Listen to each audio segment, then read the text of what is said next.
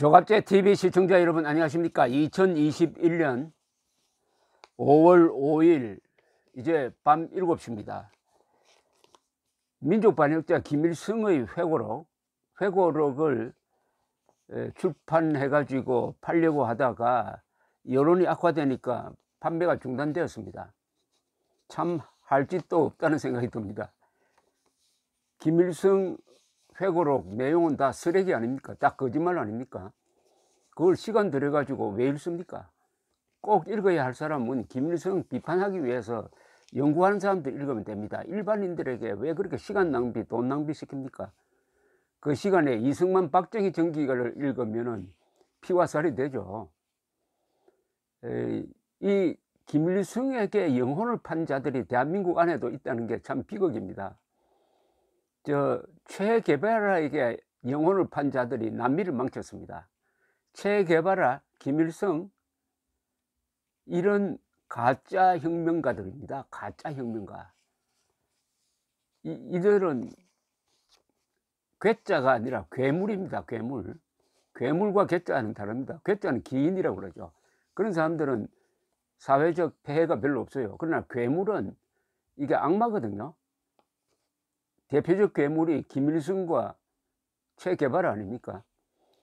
한국인으로서 가장 바보는 바보 천치라고 그래야 되거든요. 체 게바라를 숭배하고 이승만, 박정희를 저주하는 자, 이들이 제일 바보입니다. 어느 정도 바본지를 제가 지금부터 설명을 드리려고 합니다. 박정희는 최악의 조건에서 최단시간 내에 최소한의 인명희생으로 최대 업적을 남긴 20세기의 가장 위대한 지도자 10명 중에 들어가야 할 사람입니다. 이승만도 마찬가지고요. 여기서 요사이 새삼 두드러진 게 최소한의 희생입니다. 간단하게 설명드리면 지난 박정희가 집권하던 18년 동안 수많은 시위가 있었습니다. 폭력 시위였어요. 한 번도 발포 명령을 내린 적이 없습니다. 군인이 시위대를 향해서 총을 쏜 적이 없습니다. 한 번도. 18년 동안. 여러분, 이게 얼마나 위대한 일입니까? 미국에서 그런 시위가 있었으면은, 미국은 독재 국가가 아니지만은 경찰이 쏴가지고 아마 수백 명 죽었을 겁니다. 미국에서도. 미얀마는 어떻습니까? 매일 수십 명이 죽어나가고 있습니다. 그럼 18년 동안 발포 명령 한 번 내리지 않고 폭력 시위를 진압했다. 성인군자 아닙니까? 세종대왕보다 더한 성인군자가 이승만, 박정희 두 분이란 사실을 한국인으로 태어나서 모른다면은 이보다 더한 비극은 없을 겁니다. 그런데 서점에 가보면은 체 게바라 책이 많이 팔리고 있습니다. 체 게바라에게 영혼을 빼앗긴 이 영혼을 판 젊은이들이 앞으로 대한민국을 어떤 나라로 만들지 딱 목표가 딱 좋은 모델이 하나 있습니다. 베네수엘라를 망친 휴고 차베스가 바로 체 게바라에게 영혼을 판 자입니다. 그 휴고 차베스가 같은 군인으로서 박정희를 연구했다면은 아마 칠레 같은 나라를 만들었을 겁니다. 칠레의 독재자 피노체트가 박정희를 숭배했던 사람입니다. 피노셋은 독재를 했지만은 칠레를 공산화로부터 구한 사람입니다. 그런데 2017년 10월 9일이 이 체 게바라가 볼리비아의 안데스 산맥에서 사살된 지, 그러니까 당시로는 50년이 지난 날이었어요. 체 게바라는 이게 아르헨티나 의사 출신입니다. 그 아일랜드 출신입니다. 볼리비아의 안데스 산맥에서 당시 볼리비아 대통령의 특명으로 미국 CIA가 입회한 상황에서 사살되었습니다. 그래 놓으니까 이게 신화가 되었어요. 50주년 행사를 하면서 당시 볼리비아 대통령 에보 모라데스 등 수천 명이 그를 추도했습니다. 이 나라가 잘 안 된다는 이야기죠. 이게 아일랜드는 또 아일랜드 개인 체를 추모하는 우표도 발행한 적이 있습니다. 그때 한국 한 소설가는 뭐라고 썼느냐, 좌경신문에 기고한 글에서 그를 전 세계 청년들의 영원한 별이라고 묘화했습니다. 참 기가 막힙니다. 체게바라가 청년들의 영원한 별이라고 하면은 그런 나라는 어떤 나라가 되느냐? 바로 베네수엘라 같은 나라가 되는 거죠. 이게 식자우환입니다. 많이 알수록 환란을 부르는 자를 식자우환이라고 그러죠. 영국 주간지 이코노미스트는 아주 냉정한 칼럼을 그때 썼던 기억이 납니다. 체게바라를 영원히 매장할 때라는 제목이었습니다. 체게바라 혁명운동이 얼마나 많은 부작용을 불러서 나라를 망쳤느냐 하는 것을 낱낱이 고발한 글인데, 이 체게바라의 우선 이 상황을 양력을 간단히 소개하면은 카스트로와 함께 쿠바 공산혁명을 성공시킨 뒤 산업부 장관을 하다가 그만두고 세계 혁명을 꿈꾸면서 쿠바를 떠나가지고 아프리카의 콩고, 남미의 볼리비아 등에서 공산 게리라 활동을 했습니다. 당시는 월남전쟁이 한창 때였습니다. 체게바라는 미국 제국주의와 싸우면서 평등사회를 건설한다는 명분으로 많은 추종자들을 거느리게 되었습니다. 콜롬비아의 공산주의 게리라 활동에 영감을 주었는데, 이들이 일으킨 내전으로 콜롬비아는 분열되고 수십만의 희생자를 낸 끝에 몇 년 전에 휴전이 이루어졌습니다. 체게바라 숭배자였던 휴고 차베스는 자원부국 베네수엘라를 통치하는데 체게바라식 좌익적 선동과 독재적 폭력을 행사하여 나라를 파산시켰습니다. 체게바라는 반제국주의와 평등사회 구현을 가장 높은 목표로 삼았는데, 이는 1960년대식 세계관이고 냉전이 끝난 후에는 맞지 않는 전략이었다고 이코노미스트는 반박합니다. 냉전이 끝난 뒤에도 남미 국가 중에서는 미국을 계속 미워하는 나라들과 미국을 동반자로 여기는 나라로 딱 바뀌었습니다. 미국을 제국주의로 여기는 나라, 예컨대 베네수엘라와 쿠바는 계속 가난해지고, 그래도 남미 국가 중에서 미국과 잘 지내야 한다는 나라는 발전했습니다. 그런데 이 체게바라는 쿠바도 사실 망친 자입니다. 이 사람이 산업부 장관을 할 때 뭘 했냐면은 모든 농장과 상점까지 국유화해 가지고 이른바 하향 평준식 평등을 달성하는 데는 성공한 자입니다.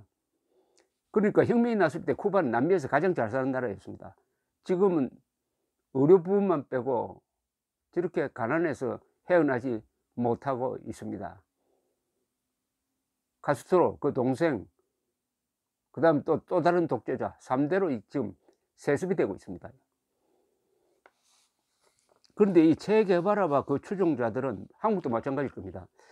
반미와 평등을 외치면서 이상하게 독재에 대해서는 비판 의식이 사라지고, 독재에 불가피하게 따르는 부패에 대해서도 너그러워요. 체게바라 추종자들의 공통점입니다.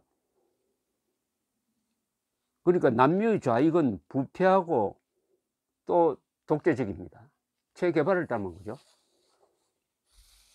그래도 남미에서 칠레나 콜롬비아 이런 나라는 최근에는 사회주의 노선을 거부하고 개혁 노선으로 발전했는데, 볼리비아, 베네수엘라는 체게바라 노선을 계속 따르다가 나라를 거들냈습니다.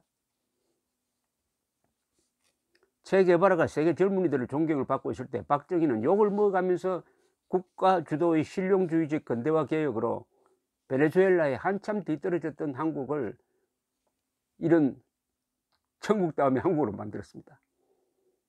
그런데 흥미로운 게 이런 게 있습니다. 평등을 누가 달성했느냐? 체게바라가 평등을 달성했습니까? 체게바라는 완전히 계급사회를 굳히고 말았고, 가난한 사람을 더 가난하게 만드는 데 성공을 했습니다. 그러나 박정희의 근대화는 어떤 결과를 맺었느냐?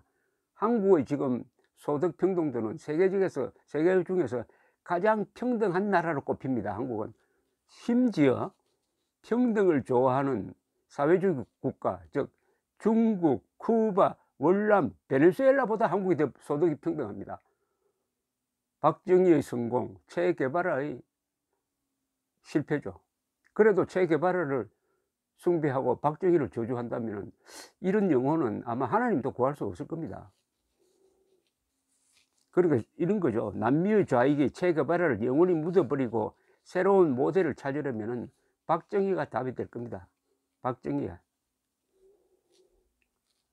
그래도 칠레의 강권 통치자 피노체스는 70년대부터 이 박정희를 존경을 했는데 그는 1973년에 쿠데타를 일으켰어요. 왜냐? 아엔다라는 공산주의자가 선거를 통해서 집권을 했습니다. 집권하면서 반미, 친소, 친북한으로 나갔어요. 사회가 분열되었습니다. 가만두면은 이 칠레라는 근사한 나라가 망하겠구나 해서 당시에 육군 총사령관인 피노쳇이 전군을 동원하는 쿠데타를 해서 많은 사람을 죽였습니다. 그러나 나라를 구했죠.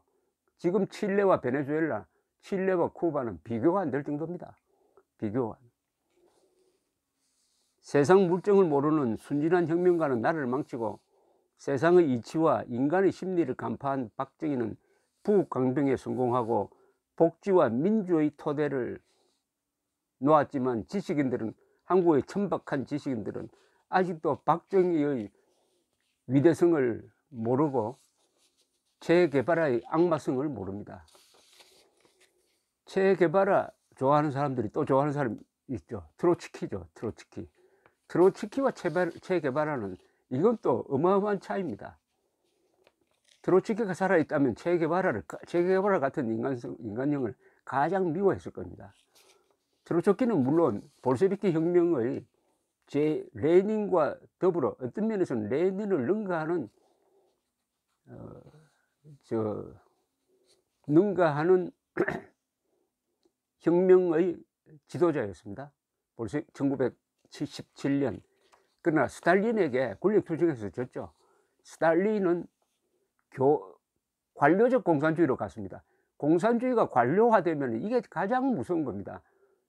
그러나 이 트로츠키는 공산주의가 가지고 있던 나름대로 이상 세계혁명을 꿈꾸면서 그 스탈린과 맞서다가 스탈린으로부터 숙청됐죠. 그 뒤에 여러 나라를 떠돌면서 스탈린주의를 비판하는 모습을 보였습니다. 그러다가 1940년에 멕시코에서 스탈린이 보낸 암살자에 의해서 죽었습니다. 이 트로츠키는 사상가였습니다. 문필가였습니다. 그리고 유대인이었습니다. 세계주의자였어요. 만약 트로츠키가, 스탈린이 아니고 트로츠키가 정권을 잡았으면은 그 뒤에 소련에서의 인명피해는 많이 줄었을 것이라고 생각하는 사람들도 있습니다. 그러나 트로츠키는 칼 마르크스의 제자임은 분명합니다. 다만 트로츠키와 위선자 체게바라는 인간이 다르다. 이런 선에서 한번 두 사람을 비교해 보는 것도 흥미로울 것이라고 생각을 합니다. 박정희와 체게바라. 박정희 모델로 가서 성공한 나라가 하나씩 늘어나고 있습니다. 그 중에 하나가 아프리카에 있는 루안다의 그 대통령은 아주 훌륭한 분으로 지금 평가를 받고 있는데, 물론 인권에는 어느 정도 탄압을 하는 건 사실입니다. 그럴 수밖에 없는 게 루안다가 1994년에 이 다수인 투치족 80만 명을 학살했습니다. 투치족 출신인 이 지금 루안다 대통령이 게릴라전을 통해서 집권을 했지만은 보복을 하지 않았습니다. 80만 명이 죽었는데도 보복을 하지 않고 박정희 모델을 따랐습니다. 공개적으로 박정희 그리고 이광효를 좋아한다고 합니다. 그래서 아프리카의 박정희로도 불립니다. 이 폴 카가메라는 분인데, 오세훈 씨가 거기서 한 6개월 동안 봉사를 했는데 그때 만났던 루안다 사람들의 모습이 1960년대 70년대 한국 사람들과 같았다는 이야기 아닙니까? 잘 살아보려는 그 의욕이 눈에서 광채가 나더라는 그런 이야기를 한 적이 있습니다. 그러니까 이렇게 정리할 수가 있죠. 체게바라를 좋아했던 후고 차베스는 베네수엘라를 망쳤고, 박정희를 숭배한, 박정희 가치를 알아본 르완다의 카가메 대통령은 르완다를 아프리카의 스위스로 지금 만들고 있다. 이게 박정희와 체게바라의 평가인데, 한국의 이 배웠다는 사람 중에서 체게바라를 숭배하고 박정희를 저주한다면 이보다 더한 웃음거리는 없을 것입니다. 감사합니다.